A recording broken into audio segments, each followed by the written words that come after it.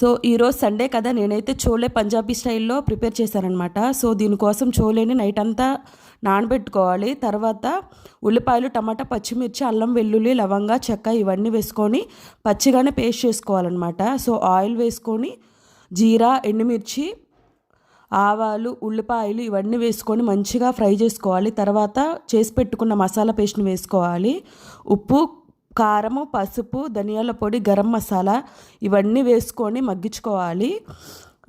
Next ఉడికించుకున్న చోలేని and నేను కొద్దిగా ఆలు కూడా యాడ్ చేశాను దీంట్లో, టేస్ట్ చాలా బాగుండిద్ది. సో ఇవన్నీ వేసుకొని కొద్దిగా వాటర్ పోసుకొని, ఇదిగో చూడండి, ఇది పంజాబీ వాళ్ళు యూజ్ చేసే చోలే మసాలా. సో దీన్ని కొద్దిగా యాడ్ చేసుకొని తరువాత చూడండి ఆయిల్ అంతా పైకి తేలిపోయింది, మన కర్రీ అయితే ప్రిపేర్ అయిపోయింది. సో కొత్తిమీర వేసుకొని, సో దీనికోసం నేను పూరి అయితే ప్రిపేర్ చేశాను. సో మార్నింగ్ బ్రేక్ఫాస్ట్ అయితే ఇది. Like, share, subscribe.